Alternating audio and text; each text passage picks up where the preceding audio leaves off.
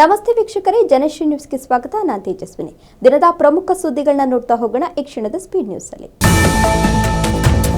ಸರ್ಕಾರಿ ಜಾಗಗಳಲ್ಲಿ ಆರ್ಎಸ್ಎಸ್ ಚಟುವಟಿಕೆಗಳನ್ನು ಬ್ಯಾನ್ ಮಾಡಬೇಕೆಂದು ಗ್ರಾಮೀಣಾಭಿವೃದ್ಧಿ ಸಚಿವ ಪ್ರಿಯಾಂಕ್ ಖರ್ಗೆ ಸಿಎಂ ಸಿದ್ದರಾಮಯ್ಯನವರಿಗೆ ಪತ್ರವನ್ನು ಬರೆದಿದ್ದರು. ಈ ವಿಚಾರ ಇದೀಗ ರಾಷ್ಟ್ರಮಟ್ಟದಲ್ಲಿ ಚರ್ಚೆಯಾಗ್ತಾ ಇದೆ. ಈ ವಿಚಾರವಾಗಿ ಪ್ರಿಯಾಂಕ್ ಖರ್ಗೆ ರಿಯಾಕ್ಟ್ ಮಾಡಿದ್ದಾರೆ. ಅದು ಮಾಹಿತಿಯ ಕೊರತೆಯೋ, ಬಿಜೆಪಿಯ ಅಪಪ್ರಚಾರದಿಂದ ಹರಡುತ್ತಿದೆಯೋ ಗೊತ್ತಿಲ್ಲ. ಆದರೆ ಕ್ರೋನಾಲಜಿ ಗಮನಿಸಿ ಅದನ್ನು ಹೇಳ್ತೇನೆ. ಸರ್ಕಾರಿ ಸ್ಥಳಗಳಲ್ಲಿ ಕೆಲವು ಸಂಘಟನೆಗಳಿಂದ ಅಸಂವಿಧಾನಿಕ ಚಟುವಟಿಕೆ ನಡೀತಾ ಇದೆ. ಅದಕ್ಕೆ ಕಡಿವಾಣವನ್ನು ಹಾಕಬೇಕು ಅಂತ ನಾನು ಹೇಳಿದ್ದೇನೆ ಅಷ್ಟೇ.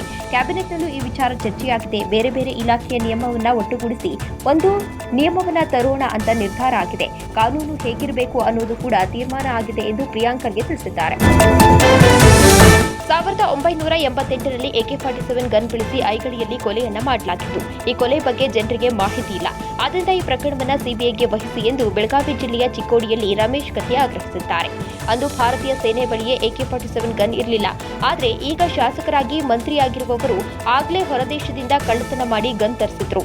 ನಾನು ಈಗಾಗಲೇ ಕೇಂದ್ರ ಸರ್ಕಾರ, ಪ್ರಧಾನಿ, ಗೃಹ ಸಚಿವರಿಗೆ ಸಿಬಿಐ ತನಿಖೆ ಆಗಬೇಕು ಎಂದು ಪತ್ರ ಬರೆದಿದ್ದೇನೆ. ಅವರು ಎಷ್ಟು ಗನ್ ತಂದಿದ್ದಾರೋ ಗೊತ್ತಿಲ್ಲ. 2 ಇರಬಹುದು, 10 ಇರಬಹುದು. ಹಾಗಾಗಿ ಆದಷ್ಟು ಬೇಗ ತನಿಖೆ ಆಗಬೇಕೆಂದು ಆಗ್ರಹಿಸಿದರು. ಅಕ್ಟೋಬರ್ 9ನೇ ತಾರೀಕಿನಿಂದ ಹಾಸನಾಂಬೆ ದರ್ಶನಕ್ಕೆ ಅವಕಾಶವನ್ನು ಕಲ್ಪಿಸಲಾಗಿದೆ. ಈಗಾಗಲೇ ಅನೇಕ ನಟ-ನಟಿಯರು, ರಾಜಕೀಯ ಗಣ್ಯರು ಹಾಸನಾಂಬೆಯ ದರ್ಶನವನ್ನು ಪಡೆದಿದ್ದಾರೆ. ಅದೇ ರೀತಿ ಇದೀಗ ಕಾಂತಾರ ಖ್ಯಾತಿಯ ನಟ ಮತ್ತು ನಿರ್ದೇಶಕ ರಿಷಬ್ ಶೆಟ್ಟಿ ಕುಟುಂಬ ಸಮೇತ ದೇವಸ್ಥಾನಕ್ಕೆ ಭೇಟಿ ನೀಡಿ ವಿಶೇಷ ಪೂಜೆಯನ್ನು ಸಲ್ಲಿಸಿದ್ದಾರೆ. ಕಾಂತಾರ 1 ಚಿತ್ರದ ಯಶಸ್ಸಿನ ನಂತರ ಇದೇ ಮೊದಲ ಬಾರಿ ಹಾಸನಾಂಬ ದೇವಿ ದರ್ಶನ ಪಡೆದಿದ್ದು, ಹಾಸನದ ಜೊತೆಗೆ ಇರುವ ನಂಟಿನ ಬಗ್ಗೆ ಮೆಲುಕು ಹಾಕಿದ್ದಾರೆ. ಅಮೆರಿಕದಲ್ಲಿ ಕನ್ನಡಿಗರು ಸ್ಥಾಪಿಸಿರುವ ಅಕ್ಕ ಸಂಸ್ಥೆಯು 25 ವರ್ಷ ಪೂರೈಸಿ ಬೆಳ್ಳಿ ಮಹೋತ್ಸವ ಸಂಭ್ರಮ ಆಚರಿಸಿಕೊಳ್ಳುತ್ತಿರುವ ಹಿನ್ನೆಲೆಯಲ್ಲಿ ಅಕ್ಕ ಚಾರಿಟಿ ಓಟ ಅಮ್ಮನ ನಾಡಿನ ಅಕ್ಕರೆಯ ನೆಂಟು ಎಂಬ ಘೋಷಣೆಯೊಂದಿಗೆ ಮಂಡ್ಯ ನಗರದಲ್ಲಿ 5 ಕಿಲೋಮೀಟರ್ ವಾಕ್ಥಾನ್ ಆಯೋಜಿಸಲಾಗಿತ್ತು. ಜಿಲ್ಲಾಡಳಿತ ಮತ್ತು ಭಾರತೀಯ ರೆಡ್ ಕ್ರಾಸ್ ಸಂಸ್ಥೆ, ವನ್ಯಜೀವಿ ಸಂರಕ್ಷಣಾ ಹಿತಾಸಕ್ತಿ ಸಂಸ್ಥೆ ಮತ್ತು ಮಂಡ್ಯ ಜಿಲ್ಲೆಯ ಎಲ್ಲ ಸಂಘ ಸಂಸ್ಥೆಗಳ ಸಹಯೋಗದಲ್ಲಿ ಈ ವಾಕ್ಥಾನ್ ಸಂಘಟಿಸಲಾಗಿದ್ದು, ವಿದ್ಯಾರ್ಥಿ, ಯುವಜನರು ಸೇರಿದಂತೆ ಅನೇಕರು ಭಾಗವಹಿಸಿದ್ದರು. ಹೂವಿನ ಹಗಡಿಯಲ್ಲಿ ರಾಷ್ಟ್ರೀಯ ಸ್ವಯಂ ಸೇವಕ ಸಂಘದ ಶತಾಬ್ದಿ ಮತ್ತು ವಿಜಯದಶಮಿ ಪ್ರಯುಕ್ತ ಪಥಸಂಚಲನ ನಡೆಯಿತು. ತಾಲೂಕು ಕ್ರೀಡಾಂಗಣದಲ್ಲಿ ನಡೆದ ಈ ಕಾರ್ಯಕ್ರಮದಲ್ಲಿ 700ಕ್ಕೂ ಹೆಚ್ಚು ಸ್ವಯಂ ಸೇವಕರು ಭಾಗವಹಿಸಿದ್ದರು. ನಮಸ್ತೆ ಸದಾ ವತ್ಸಲೆ ಮಾತೃಭೂಮಿ ಎಂಬ ರಾಷ್ಟ್ರಪ್ರೇಮದ ಪ್ರಾರ್ಥನೆಯೊಂದಿಗೆ ಧ್ವಜಾರೋಹಣ ಮಾಡಿ ಪಥಸಂಚಲನಕ್ಕೆ ಚಾಲನೆಯನ್ನು ನೀಡಲಾಯಿತು. ದಾವಣಗೆರೆ ಜಿಲ್ಲೆ ಹೊನ್ನಾಳಿ ನಗರದಲ್ಲಿ ಆರ್ಎಸ್ಎಸ್ ವತಿಯಿಂದ ಸಂಘ ಶತಾಬ್ದಿ ಪಥಸಂಚಲನ ನಡೆಸಲಾಯಿತು.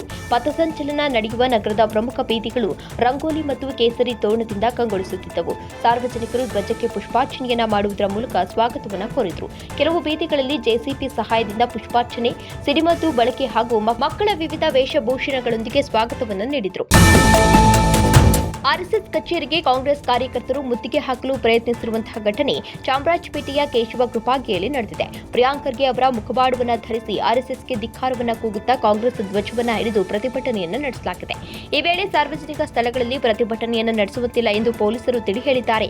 ಆದರೂ ಕೂಡ ಪೊಲೀಸರ ಮಾತನ್ನು ಲೆಕ್ಕಿಸದೆ, ಇಲ್ಲ ನಾವು ಪ್ರತಿಭಟನೆಯನ್ನ ಮಾಡೋದಿಕ್ಕಲ್ಲ, ಆರ್ಎಸ್ಎಸ್ ಕಚೇರಿಯನ್ನ ಮುಚ್ಚಲು ಹೇಳಲು ಬಂದಿದ್ದೇವೆ ಎಂದು ಪ್ರತಿಭಟನಾಕಾರರು ಆಕ್ರೋಶವನ್ನು ವ್ಯಕ್ತಪಡಿಸಿದ್ದಾರೆ. ಜೊತೆಗೆ ಬ್ಯಾರಿಕೇಡ್ಗಳನ್ನು ತಳ್ಳಿ ಮುಂದೆ ಹೋಗಲು ಪ್ರತಿಭಟನಾಕಾರರು ಮುಂದಾಗಿದ್ದಾರೆ. ಇದೇ ವೇಳೆ ಕೆಲವು ಪ್ರತಿಭಟನಾಕಾರರನ್ನ ಪೊಲೀಸರು ವಶಕ್ಕೆ ಪಡೆದಿದ್ದಾರೆ. ತುಮಕೂರಿನ ವಾಸನ್ ಐ ಕೇರ್ ಅತ್ಯಾಧುನಿಕ ತಂತ್ರಜ್ಞಾನವುಳ್ಳ ಕಣ್ಣಿನ ಆಸ್ಪತ್ರೆಯಲ್ಲಿ ಸಮಗ್ರ ಕಣ್ಣಿನ ಆರೈಕೆ ಲಭ್ಯವಿದ್ದು, ಇದರ ಸದುಪಯೋಗವನ್ನು ಪಡೆಯಬೇಕೆಂದು ಡಾಕ್ಟರ್ ಸ್ಮಿತಾ ತಿಳಿಸಿದ್ದಾರೆ. ದೀಪಾವಳಿ ಹಬ್ಬ ಇರುವುದರಿಂದ ಪಟಾಕಿಗಳಿಂದ ಉಂಟಾಗುವ ಸ್ಫೋಟಗಳಿಂದ ಉಂಟಾಗುವ ಕಣ್ಣಿನ ಗಾಯಗಳಿಗೆ ತಕ್ಷಣ ವೈದ್ಯಕೀಯ ಚಿಕಿತ್ಸೆ ನೀಡಿದರೆ ಶಾಶ್ವತ ದೃಷ್ಟಿ ನಷ್ಟವನ್ನು ತಪ್ಪಿಸಬಹುದು. ಇಂತಹ ತುರ್ತು ಪ್ರಕರಣಗಳನ್ನು ನಿಭಾಯಿಸಲು ನಮ್ಮ ಪರಿಣಿತ ನೇತ್ರ ತಜ್ಞರ ತಂಡ ಸಂಪೂರ್ಣವಾಗಿ ಸಜ್ಜಾಗಿದೆ ಎಂದು ವಾಸನ್ ಐ ಕೇರ್ ಆಸ್ಪತ್ರೆಯ ನುರಿತ ನೇತ್ರ ತಜ್ಞರಾದ ಡಾಕ್ಟರ್ ಸ್ಮಿತಾ ಅವರು ತಿಳಿಸಿದ್ದಾರೆ. ಕಳೆದ 31 ದಿನಗಳಿಂದ ನಡೆಯುತ್ತಾ ಇರುವ ಪಿಪಿಪಿ ಮಾದರಿಯನ್ನ ಕೈಬಿಟ್ಟು ಸರ್ಕಾರಿ ಮೆಡಿಕಲ್ ಆಗಬೇಕು ಅಂತ ಅನಿರ್ದಿಷ್ಟ ಅವಧಿ ಹೋರಾಟವನ್ನು ನಡೆಸಲಾಯಿತು. ವಿವಿಧ ಸಂಘಟನೆಗಳ ಹೋರಾಟಗಾರರಿಂದ ವಿಜಯಪುರ ನಗರದ ಪ್ರಮುಖ ಬೀದಿಗಳಲ್ಲಿ ಪಂಜಿನ ಮೆರವಣಿಗೆಯನ್ನು ನಡೆಸಲಾಯಿತು. ಖಾಸಗಿ ಸಹಭಾಗಿತ್ವ ಪ್ರಾರಂಭ ಮಾಡಬೇಕು ಅಂತ ನಿರ್ಣಯವನ್ನ ತೆಗೆದುಕೊಂಡಿದ್ದಾರೆ.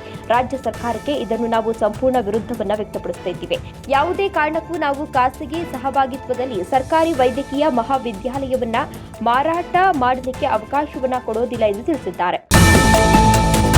ಸುರಪುರ ಪಟ್ಟಣದ ತಾಲೂಕು ಕ್ರೀಡಾಂಗಣದಲ್ಲಿ 2025-26ನೇ ಸಾಲಿನ ಕಲಬುರಗಿ ವಿಭಾಗ ಮಟ್ಟದ 14 ರಿಂದ 17 ವಯಸ್ಸಿನ ವಯೋಮಿತಿಯ ಬಾಲಕ ಮತ್ತು ಬಾಲಕಿಯರ ಖೋಖೋ ಪಂದ್ಯಾವಳಿ ಉದ್ಘಾಟನೆ ನೆರವೇರಿಸಿದ ಜಿಲ್ಲಾ ಉಸ್ತುವಾರಿ ಸಚಿವ ಶ್ರೀ ಶರಣ ಬಸಪ್ಪಗೌಡ ದರ್ಶನಾಪುರ ಕಾರ್ಯಕ್ರಮದ ಅಧ್ಯಕ್ಷತೆಯನ್ನು ವಹಿಸಿ ಮಾತನಾಡಿದ ಸುರಪುರ ಮತಕ್ಷೇತ್ರದ ಜನಪ್ರಿಯ ಶಾಸಕರಾದ ಸನ್ಮಾನ್ಯ ಶ್ರೀ ರಾಜ್ಯ ವೇಣುಗೋಪಾಲ ನಾಯಕ ಹಾಗೂ ಕಲಬುರಗಿ ವಿಭಾಗ ಮಟ್ಟದ 7 ಜಿಲ್ಲೆಯ ಶಿಕ್ಷಕರು ಕ್ರೀಡಾಪಟುಗಳು ಭಾಗಿಯಾಗಿದ್ದರು.